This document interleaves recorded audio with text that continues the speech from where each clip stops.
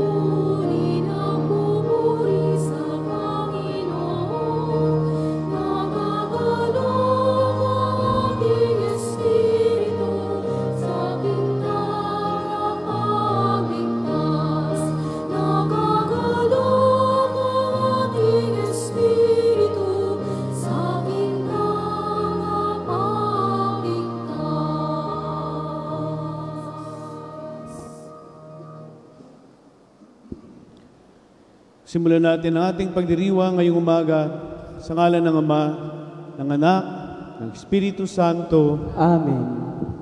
Sumainyo ang Panginoon. At sumainyo rin. Magandang umaga po sa inyong lahat. Magandang umaga po, Padre. Happy anniversary po sa ating lahat. Palakpakan po natin tayong lahat.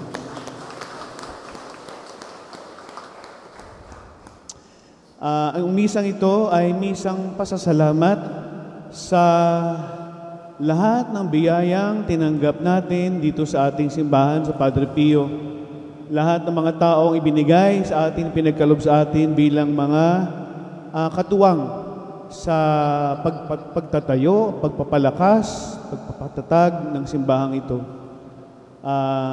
Yung pong mga nandito nung itinayo pa ito, yung unang-unang yung misa diyan sa Mother Ignacia ng September 9, 2018. Naaalala nyo na yung unang-unang misa na isinagawa bilang pagsisimula ng paghahati ng parokya ng Santa Cruz. So, mula nung araw na yon, itinatag na po ang ating simbahan dito sa Padre Pio.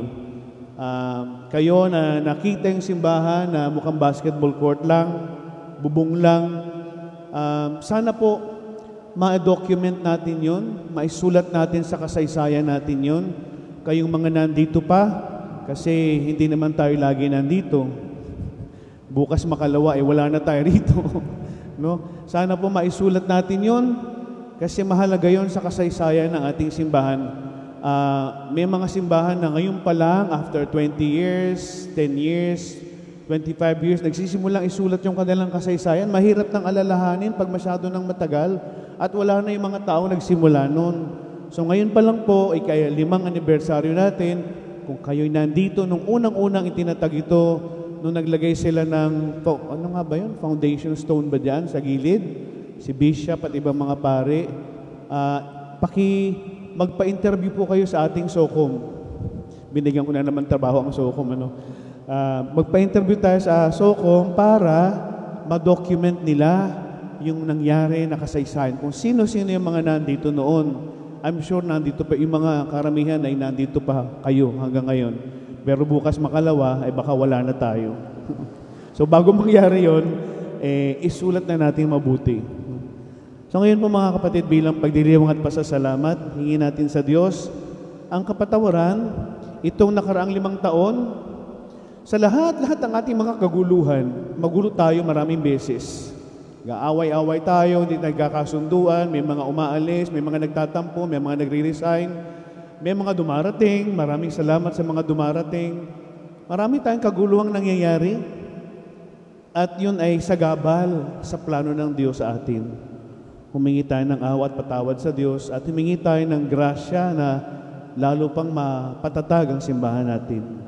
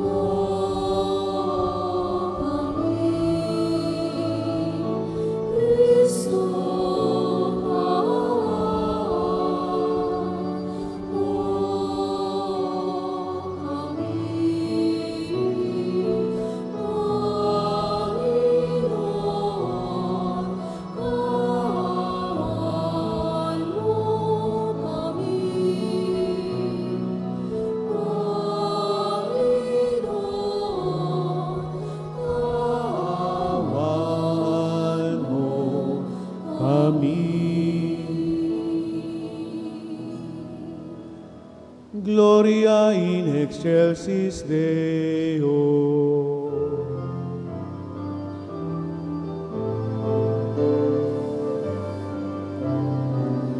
Papuri sa Diyos, papuri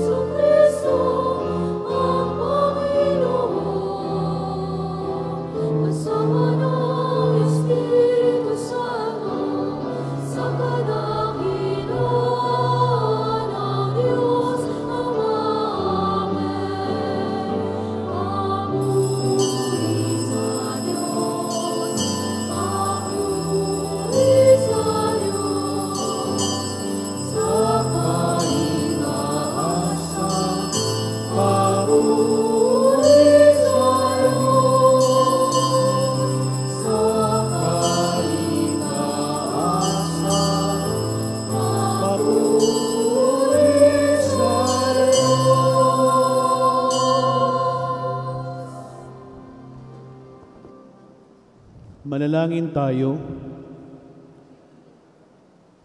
Ama naming makapangyarihan, sa lahat ng mga bansa sa lupang ibabaw, walang sawa mong tinitipon ang iyong sambayanan para magkaisa sa pagbubuklod ng Espiritong Banal.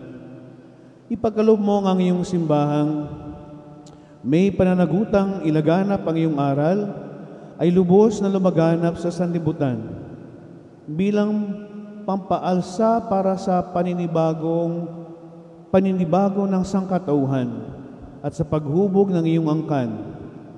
Sa pamamagitan ni Jesucristo, kasama ng Espiritu Santo, magpasawalang hanggan. Amen. Ating pakinggan at pagnilayan ang mga pagpapahayag ng salita ng Diyos.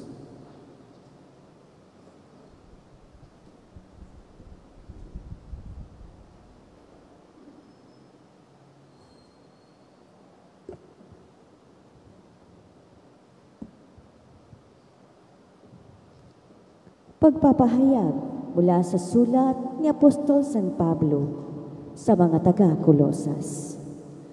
Mga kapatid, dati kayo'y malayo sa Diyos at naging kaaway niya dahil sa inyong kasamaan. Ngunit dahil sa kamatayan ni Kristo, ginawa niya kayong mga kaibigan upang makaharap sa Kanya nang walang kapintasan, banal at walang batik. Subalit kailangan kayong manatiling tapat at matatag sa inyong pananampalataya at huwag bayaang mawala ang pag-asang dulot ng mabuting balita na inyong narinig. Niloob ng Diyos na akong si Pablo ay maging tagapangaral ng mabuting balitang ito na ipinapahayag sa lahat ng tao. Ang salita ng Diyos. Salamat sa Diyos.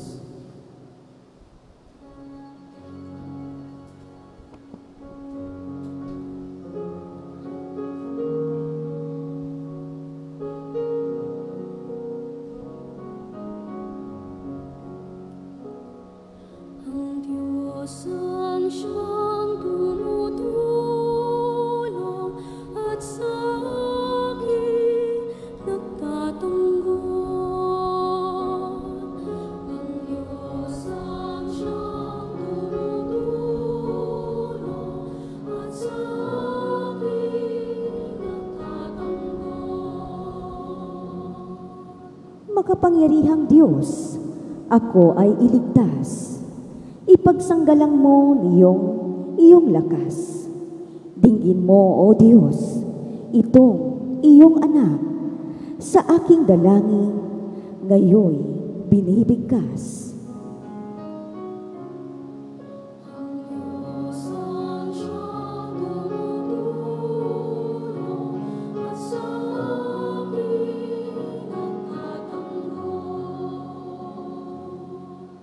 Batid ko ng Diyos ang aking katulong.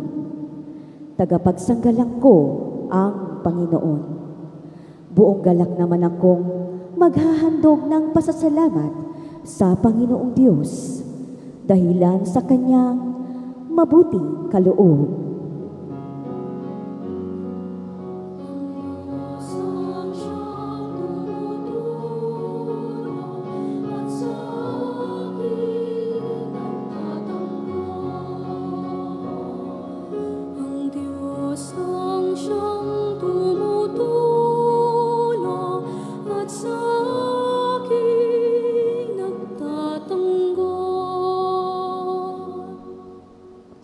Magbigay galang po tayo sa mabuting balita.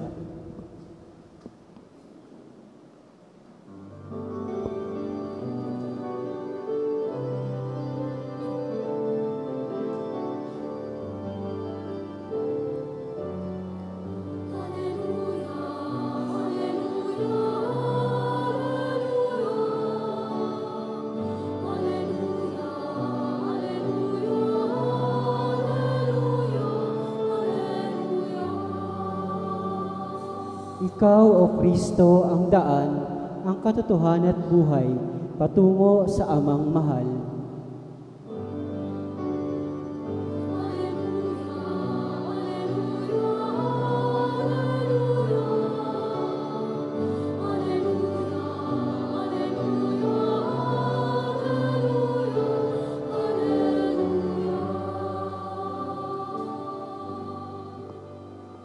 Sumayin niyo ang Panginoon.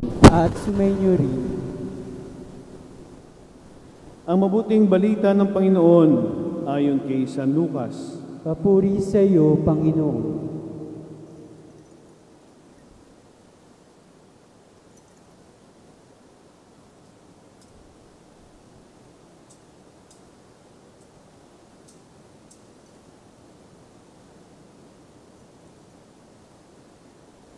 Isang araw ng pamamahinga, naparaan sina Jesus sa triguhan. Ang kanyang mga alagad ay nangitil ng uhay at kanilang kinain ang mga butil matapos tigisin sa kanilang mga kamay. Bakit ninyo ginagawa sa araw ng pamamahinga ang ipinagbabawal ng kautusan? Tanong ng ilang Pariseo. Sinagot sila ni Jesus, hindi ba din nyo nabasa ang ginawa ni David nang magutom siya at ang kanyang mga kasama?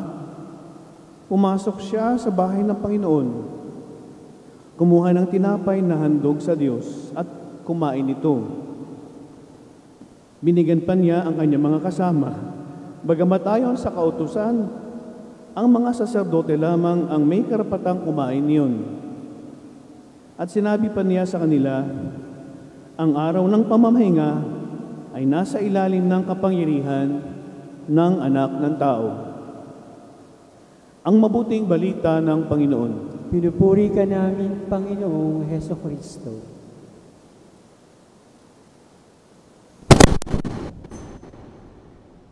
Meron ba tayong fireworks ngayon? Hindi yata tayo na-inform na may fireworks ngayon. Ngayong umaga ito. Sige po. Itutuloy ko na po yung sinabi ko kanina na kung kayo po ay narito nung sinimulan tong simbahang ito at meron kayo nakatagong mga pictures nung unang araw, nung mga unang araw na bago pa lang tong simbahan natin, baka nandoon yun sa mga computer nyo at cellphone, ibigay nyo po sa SOCOM natin. Dagdag trabaho na naman, ano? Sige po.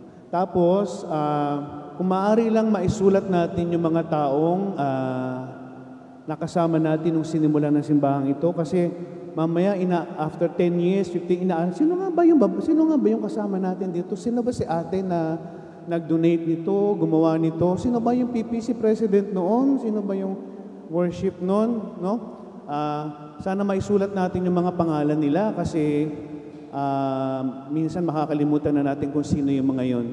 Tapos si Mark na magaling magsulat sa Tagalog ay sana gumawa ka ng medyo isang article kung saan nakasulat yung kasaysayan ng ating simbahan, no?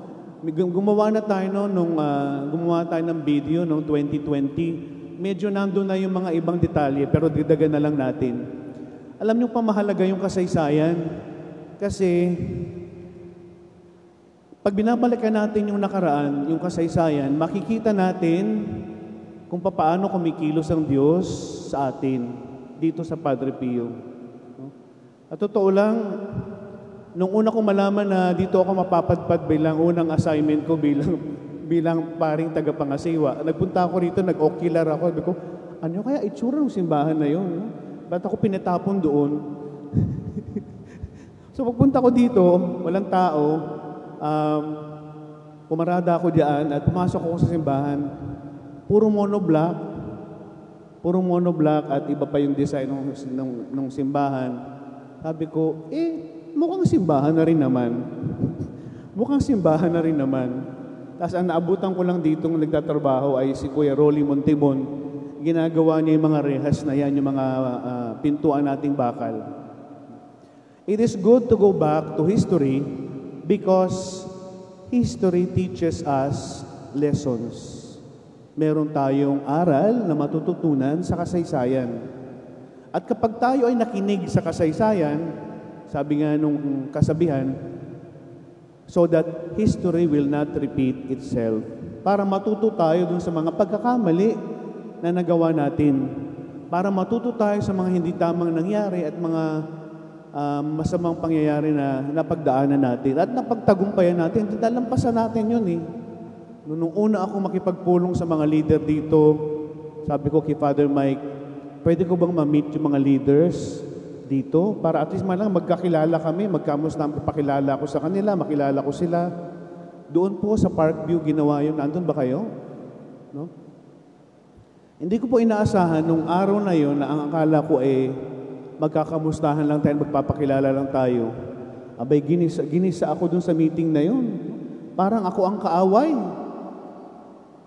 Bakit mo pinapalitan yung pari namin dito? Abay, hindi po ako may kagustuhan nun. Pinag-utusan lang po ako na pumunta dito. At iba po ang plano ko. hindi ko po pinili na pumunta. Pero sa totoo lang, ako'y nagulat kasi nagagalit sila. No? Sabi ko, ay wala po akong kasalanan. Ako po'y bagong salta lang dito. And siguro pwede natin sigurong aminin at tanggapin na nung simula, katulad ng lahat ng simula ay magulo. Lahat ng bagay na nagsisimula ay hindi pa maayos. Magulo pa. Kaya nga, di ba nung simula, medyo may kaguluhan. At ang sabi ng mga pare, total may background ka naman sa counseling. Ikaw ang pumunta diyan. Ayusin mo yung gulo. Sabi ko, mga walang hiya tong paring ito. Ako pang isusubo doon. No?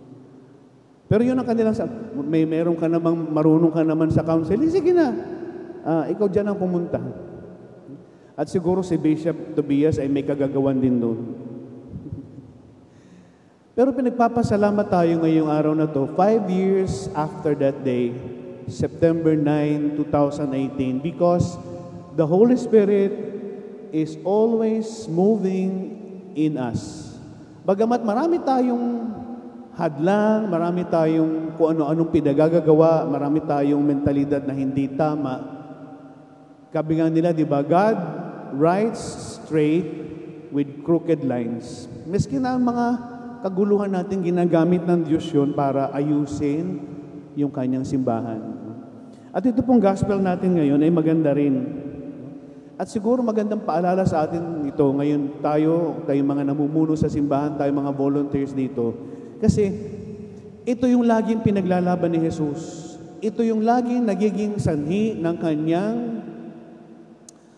nagiging problema sa mga namumuno, sa mga leaders noong panahong yun. This is always the problem that they have with Jesus. Yung mga Pariseo at mga namumuno sa simbahan, rigid, makitid, stricto, kailangan sundin lahat na nakasulat sa batas. Kailangan sundin yan to the letter. Kailangan hindi lalabagin yan. They insist on the law. Ang law ay absolute. Hindi po ito tubig, ha? Tapos, ang paniniwala nila sa Diyos ay Diyos na strikto, magagalitin, mapaghiganti, nagpaparusa. At kaya kailangan nila, dahil sa takot, sundin ang lahat ng sinusulat sa kautusan. Pero dumating si David at dumating si Jesus na ang absolute ay hindi ang batas. Ang absolute ay ang Diyos. So hindi ang batas ang susundin lang, ang Diyos ay nakatataas sa batas. At ang kinikilalang Diyos ay hindi Diyos na magagalitin, nagpaparusa at mapaghiganti. Ang kinikilala nilang Diyos ay isang Diyos na mahabagin, mapagmahal na Ama. At ang sinusunod nila ay ang espiritu ng batas. So ang laking kaibahan nun, dalawa ha, strikto, mapagparusang Diyos, batas ang dapat masunod, maawaing Ama, ang espiritu ng batas, at ang Diyos na mapagmahal at mapagpatawad. At lagi nating tandaan yon sa ating marami po tayo ritong mga leaders at volunteers ng simbahan. Sa ating mga organisasyon, sa ating ministry, huwag tayong maging pariseo. Pag mayroong ganong pag-iisip, sabihin natin, oy, mukha ka na namang seyo. Huwag kang magseyo, ha? Hindi tayo pariseo.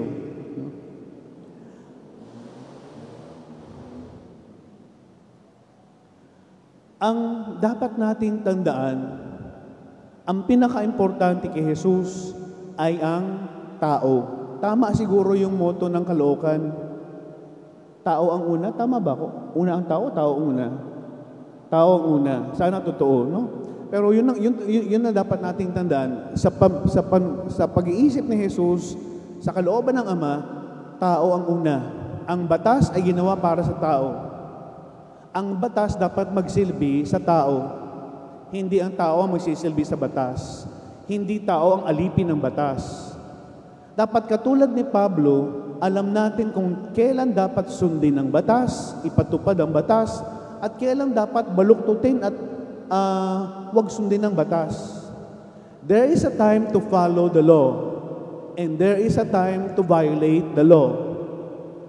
Katulad ng halimbawa ngayon, nagugutom si David, at yung kanyang mga kasama nagugutom din. Pumasok siya sa templo, kinuha niya yung inalay na tinapay sa templo na dapat pare lang ang pwedeng kumain nun, at kinain nila. At hindi lang siya ang kumain, binigay pa niya sa kanyang mga kasama na kumain din. Sabi ni Jesus, di ba bawal yun? Pero dahil nagugutom sila, maaari nilang kainin yun. Kasi ang unang-una, yung sikmura ng tao. Tao munang dapat alagaan natin. Ay nga di ba minsan tayo, maraming beses nararamdaman ko parang malupit tayo sa isa't isa. Merong taong hindi kayang sumunod sa batas natin. Ang mangyayari, mawawala na lang yung taong yun, aalis na lang yun kasi he does not fit or she does not fit. Walang nire-reject ang Diyos. Lahat ay tinatanggap ng Diyos, makasalanan man o hindi. Dapat nating tandaan yun. No? Tayo nga, makasalanan tayo Tinanggap pa rin tayo ng Diyos ano pa kaya ibang tao? Diba? Kaya nga diba tayong simbahan natin ay bukas? Tinatanggap natin ang LGBTQ community. Sabi natin, dito kayo magsimba. You can come, you can join our organizations. We will not tolerate actions na nakakasama sa inyo at sa iba. Pero you are welcome here. Wini-welcome natin ang mga seniors hanggang kaya pang magsilbi.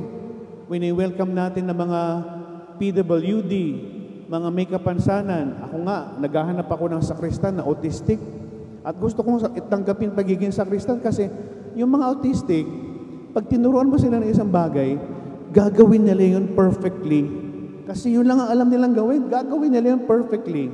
I know many autistic children and adults who are good, very good. Naghahanap nga ako, may mga autistic ba diyan? O mukha lang kay autistic? Talagang kailangan welcome natin lahat ng klaseng tao. Ang simbahan ay simbahan ng lahat ng tao at lahat ng mga makasalanan din. No?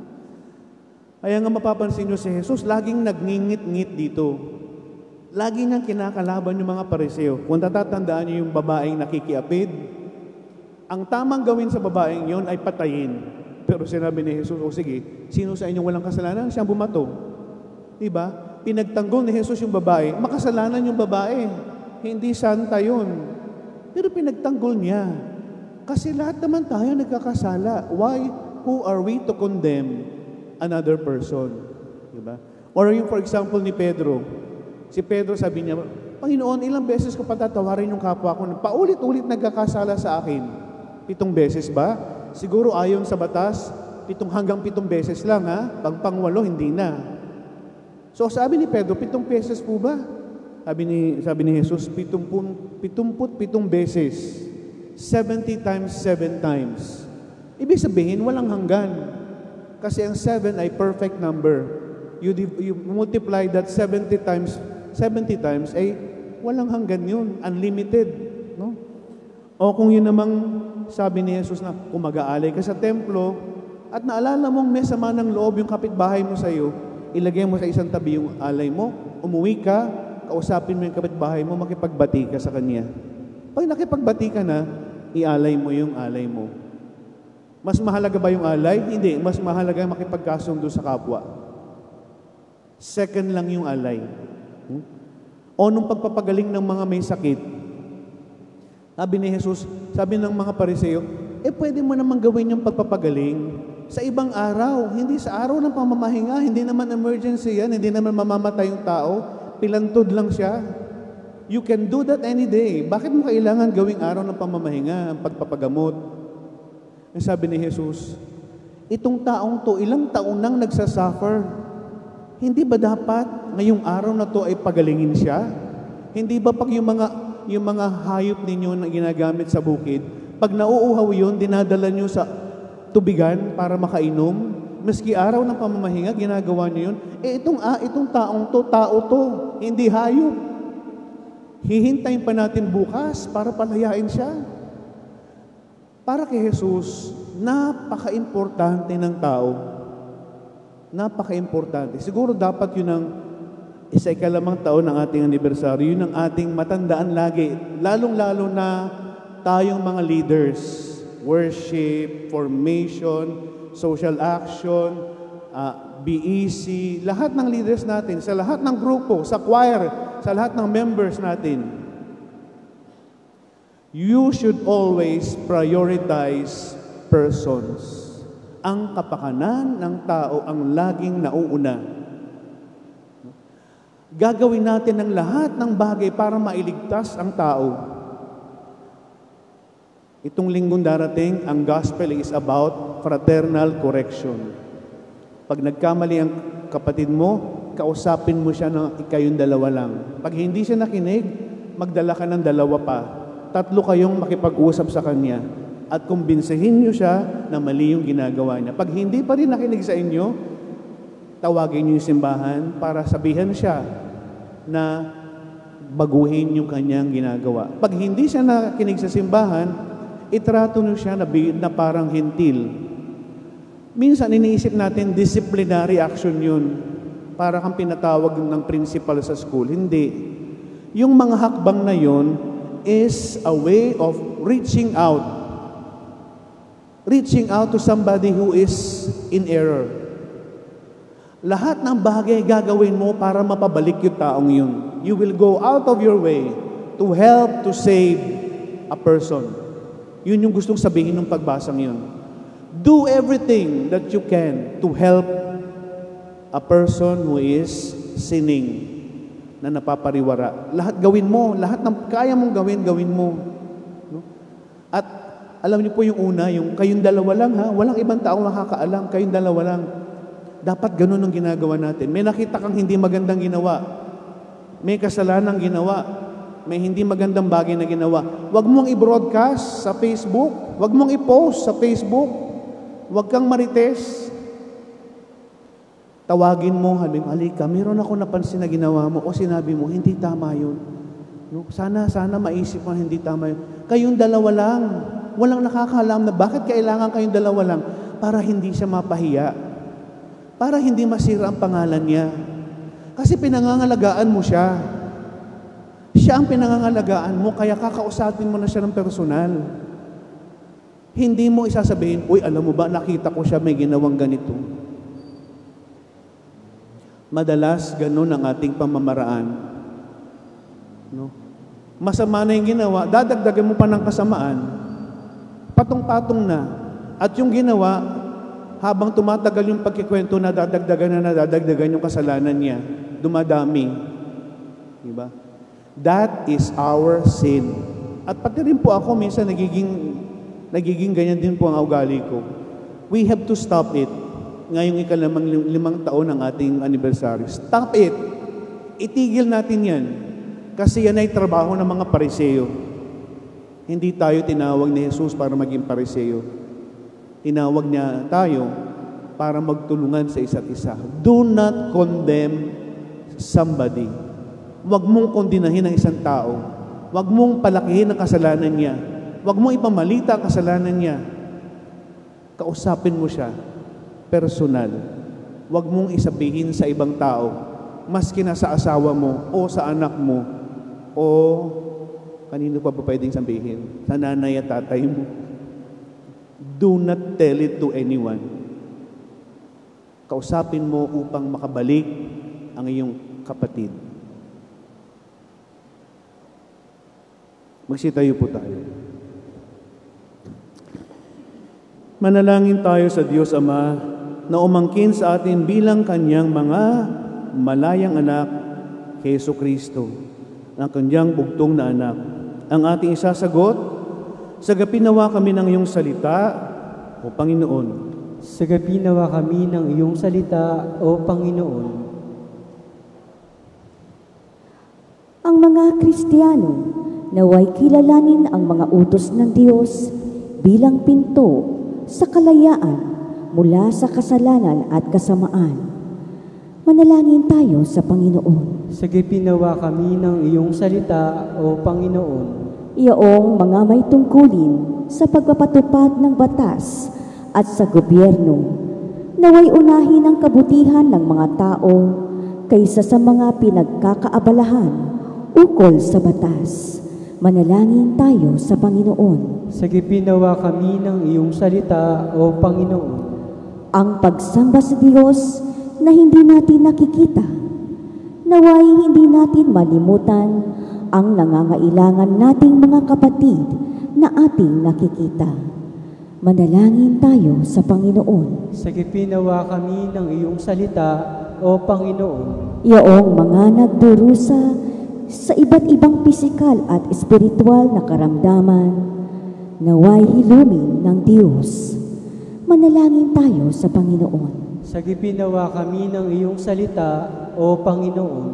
Ang mga pumanaw, naway mamahinga sa piling ng Diyos. Manalangin tayo sa Panginoon. Sagipin nawa kami ng iyong salita, O Panginoon.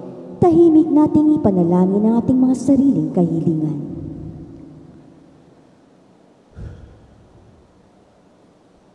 Manalangin tayo sa Panginoon. Sagipin nawa kami ng iyong salita, O Panginoon. Panginoong Diyos, ang bawat batas mo naway maging paanyaya sa amin upang mahalin at paglingkuran ang aming mga kapatid. Unawain sila, igalang at gabayan upang maging gabay rin naming lahat.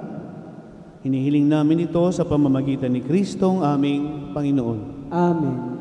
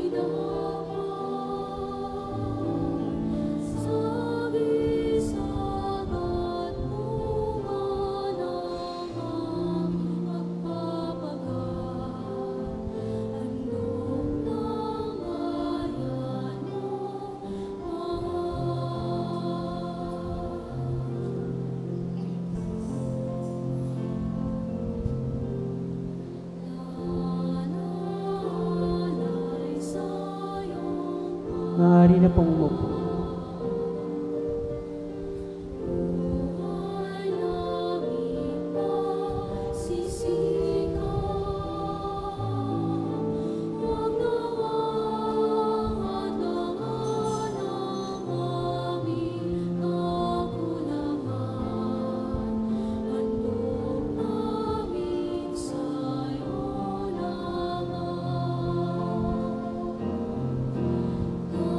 Oh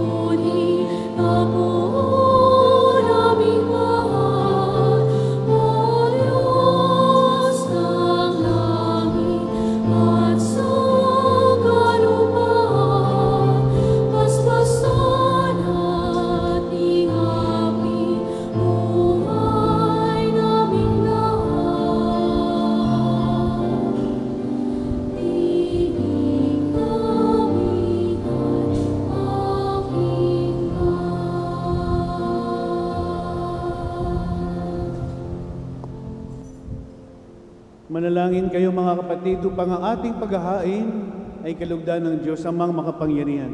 Tanggapin nawa ng Panginoon itong paghahain sa iyong mga kamay, sa kapurihan niya at karangalan, sa ating kapakinabangan at sa buong sambayanan niyang banal.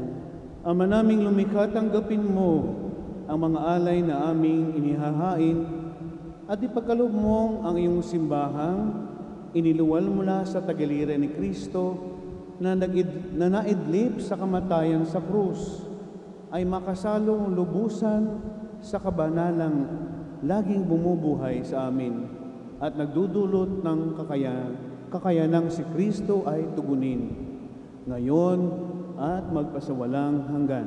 Amen. Sumainyo ang Panginoon. At sumainyo rin. Itaas sa Diyos ang inyong puso at diwa. Tinaas na namin sa Panginoon. Pasalamatan natin ang Panginoong ating Diyos. Marapat na siya ay pasalamatan. Ama naming makapangyarihan, tunay ngang marapat na ikaw ay aming pasalamatan sa pamamagitan ni Jesucristo na aming Panginoon. Sa dakilang pagtubos niya sa amin, ang kasalanan at kamatayang aming pasanin ay binalikat niya upang kami palayain at maitampok sa iyong luningning. Siya ang nagtanghal sa amin bilang liping hinirang, pari at haring lingkod sa iyong kamahalan. Mula sa kadiliman kami iyong tinawag upang makasapit sa iyong liwanag, bilang iyong angkang may tungkuling maglahad ng iyong dakilang pag-ibig sa lahat. Kaya kaysa ng mga anghel na nagsisiawit ng papuri sa iyo, nang walang humpay sa kalangitan kami nagbubunyi sa iyong kadakilaan.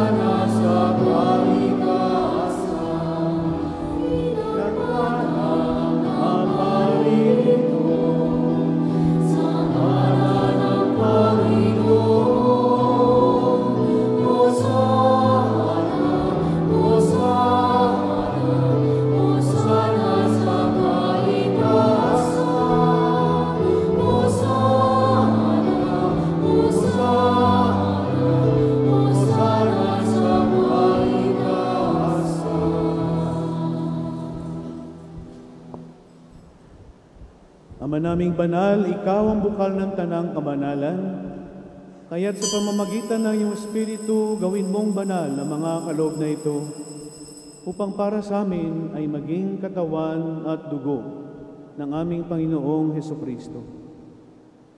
Bago niya pinagtiisan, kusang loob na maging handog, hinawakan niya ang tinapay, pinasalamatan kanya, pinaghati-hati ngayon, iniabot sa kanyang mga alagad at sinabi, tanggapin ninyong lahat ito at kanin. Ito ang aking katawan na ihahandog para sa inyo.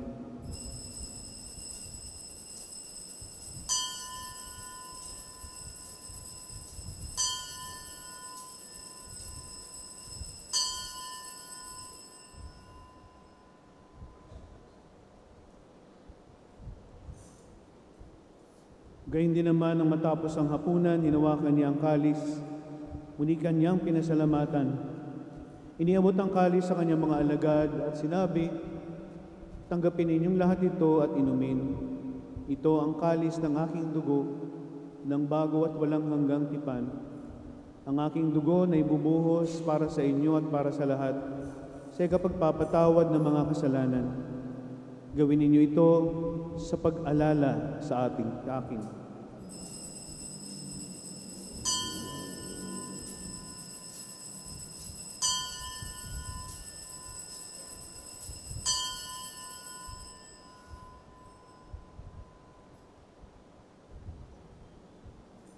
Pagbunyi natin ang misteryo ng pananampalataya. Kristo ay namatay, si Kristo ay nabuhay, si Kristo ay babalik sa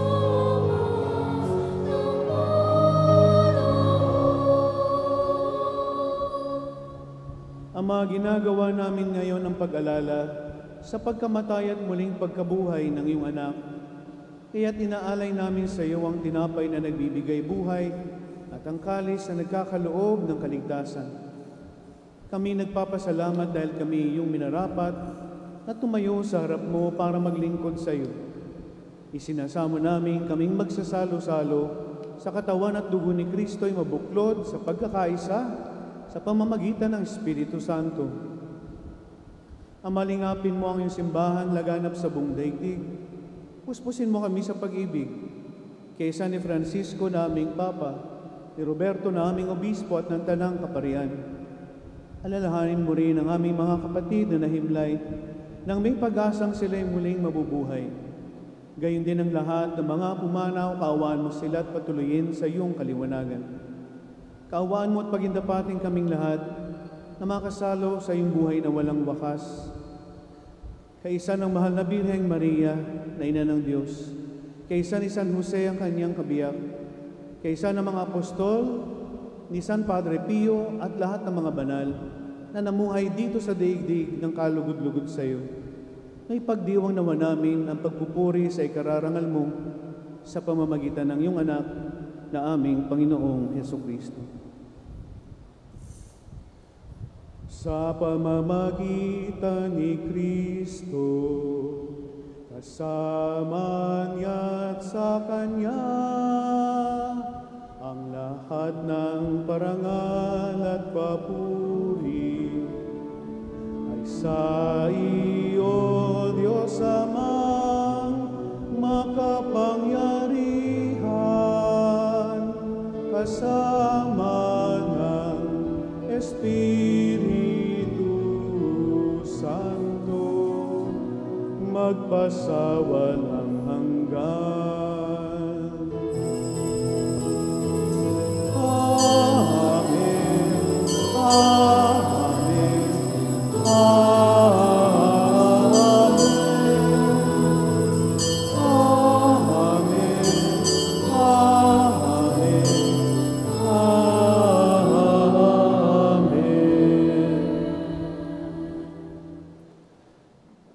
Mga kapatid, sa tagubilin ng mga nakagagaling na utos at sa turo ni Jesus na Panginoon natin at Diyos, ipahayag natin ang lakas loob.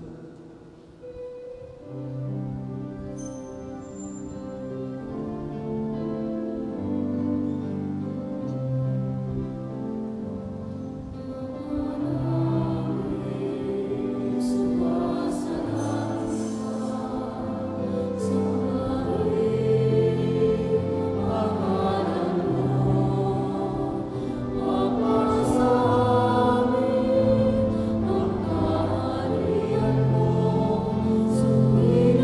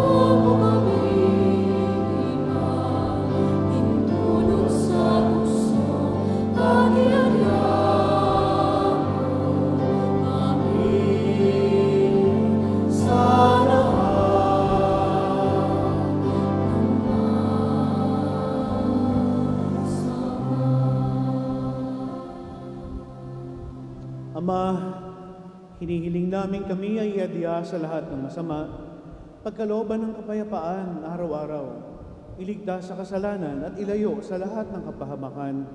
Samantalang aming pinananabikan ng dakilang araw ng pagpapahayag ng tagapagligtas naming si Jesucristo. Sapagkat iyo ang kaharian at ang kapangyarihan at ang kapurihan at kailanman. Amen. Sa ating pong simbahan, merong tinatawag na Jubilee Year, every 50 years. Hindi na kailangan maghintay ng 50 years. Ilang taon na tayo noon, kung 50 years pa hintayin natin. Sabi ko, sa 25th anniversary ng Padre Pio, 83 na ako noon. Hindi ko alam kung buhay pa ako noon o nasa wheelchair na ako. No? So, ngayon pa lang po, ika-5 taon pa lang natin, pwede po ba, ito, pakiusap ko po talaga ito, pakiusap po sa inyo, kung meron man tayong hinanakit, hidwaan, conflict, hindi pagkakasunduan sa isa't isa, lalo na sa mga kasama natin sa simbahan, pwede po bang ngayong araw na ito, tapusin na natin yun? Tuldukan na natin yun? Huwag na natin yung dalhin next year o sa susunod na mga araw? Please reconcile with each other. Let us all reconcile with each other. Ako po, bilang pari ninyo rito, alam ko marami akong kasalanan na nagawa sa inyo. Sorry po kung meron man akong nasaktan, na-offend sa mga desisyon ko, sa mga ginawa ko. Kung meron man ako nasigawan, pasensya na po kayo, tao lang, napupuno din. At nakakasigaw din, lalo na pag napipikon. Pag ako napipikon, nasisigawan ko po kayo. And today, in this Mass, I would like to say, I'm sorry. So all of you whom I have offended, para po we can start anew.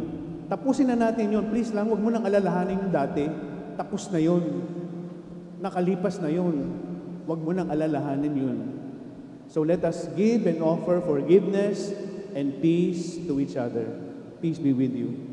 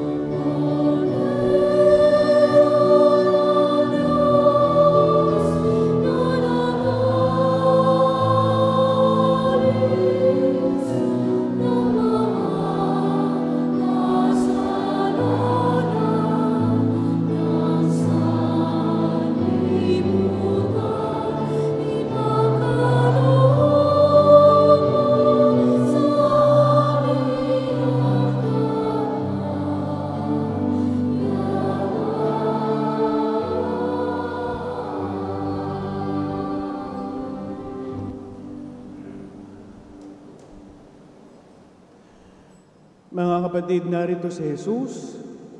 Siya ang kordero ng Diyos. Siya ang nag-aalis ng mga kasalanan ng sanlibutan. Kapapalad ang mga inaanyayahan sa kaniyang piging. Panginoon, hindi ako karapat-dapat na magpatuloy sa iyo, ngunit sa isang salita mo lamang ay gagaling na ako.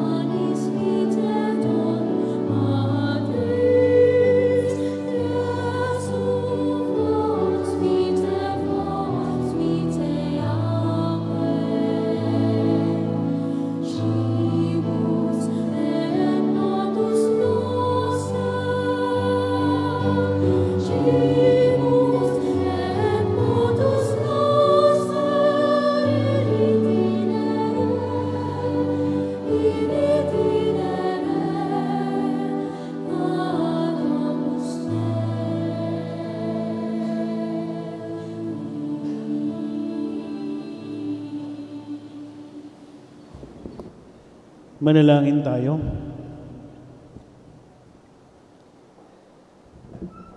Ama naming mapagmahal, dumadalangin kaming mga nagsipakinabang upang pag-ibayuhin mo ang ginagampanan ng iyong simbahan sa lubos na paghahatid ng kaligtasang patuloy na dinudulot sa mga nasa karalitaang pawang iyong unang tinawag na magmana ng iyong kaharian. Sa pamamagitan ni Jesucristo kasama ng Espiritu Santo, magpasawalang hanggan. Amen. Pumuna po tayo sandali. Kanina pong sign of peace ako naiiyak kasi hindi po natural sa akin yung mag-apologize. Ako'y ma-pride din po akong tao. No? Pero yung sana po ang gusto kong iwanan sa inyo, yung isang impare ninyo na kayang mag-apologize at mag-sorry sa inyo. No? So sorry na po kung ano man ang nagawa kong kasalanan sa inyo. Lahat po sana yun ay nagawa siguro yun dahil gustong pangalagaan yung nakakarami kesa sa iilan. No? Pangalawa, kanina po sa ating misa ay pinasinayaan na po yung mga bagong donate na mga gamit ng simbahan, yung pagkalaki-laking siborium. Siguro 3 pong siborium yung dinonate sa atin at yung isang kalis na bagong kalis na ginamit natin kanina, yung po ay donation lahat in time para sa ating pagdiriwang ng anniversary at fiesta. So, papasalamat po tayo sa lahat ng tumutulong sa atin dito. Kagabi po, pasado alas 10 na umalis yung mga gumagawa dito sa likod, sa ating conference room. Konting-konti na lang, matatapos na po. Sabi nila parang wiring na lang ba, kuya? Mga wiring and mga outlets na lang. Yung mga ermana at ermano natin ay nakabili rin ng table kahapon. Kahapon ba yon? Buy one, take one. Nung isang araw pa po sa SNR. No? So lahat po halos nung laman nung kwartong yun ay bigay, donated. No? Kung hindi mo nakikita yung Espiritu Santo sa nangyayari doon sa kwartong yun, kung hindi mo pa rin siya nakikita na gumagalaw ang Espiritu ron sa mga taong yun, bulag ka. Bulag. You are blind.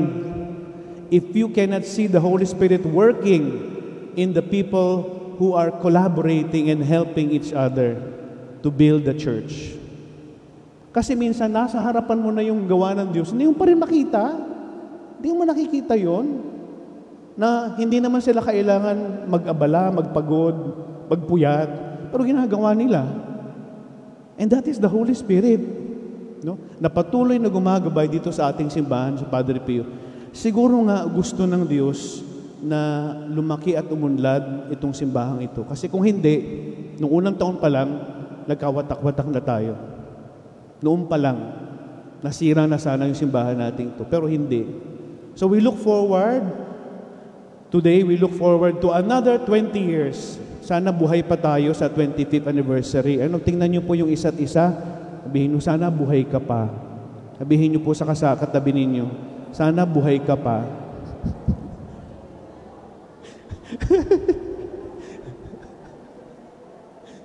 Sige po. So mamaya po, nag-iintay na po yung ating mga Zumba fanatics na mag-Zumba ngayong umaga. Pasensya na po, medyo humaba ang misa. Sisihin niyo po yung pari.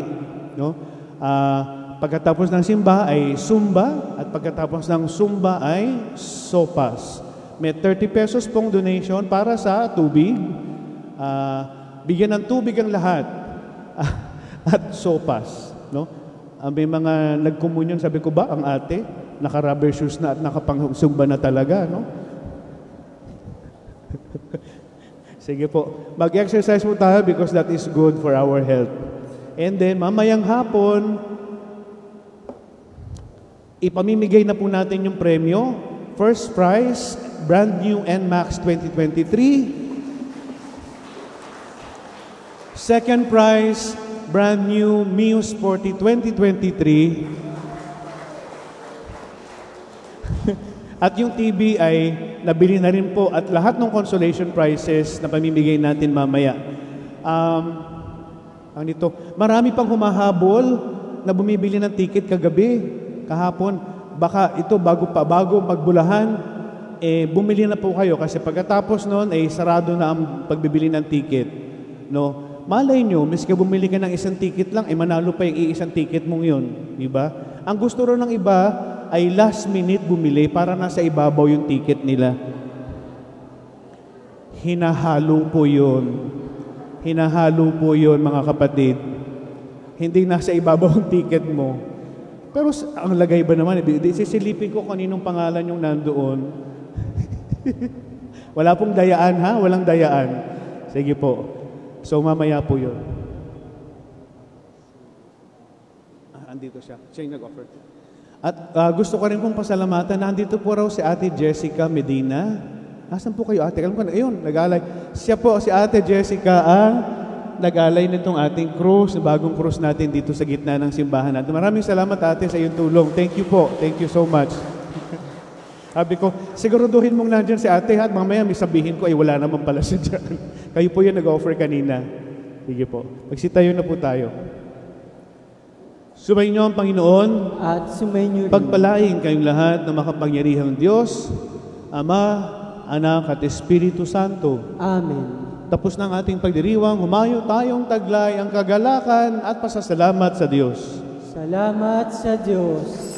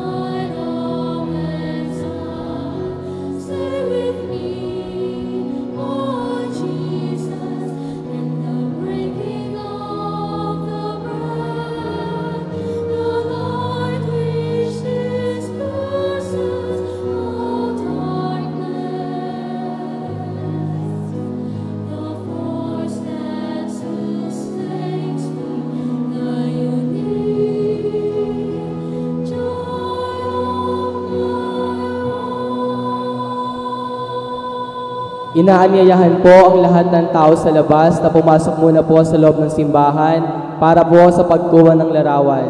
Muli po, yung mga tao po sa labas,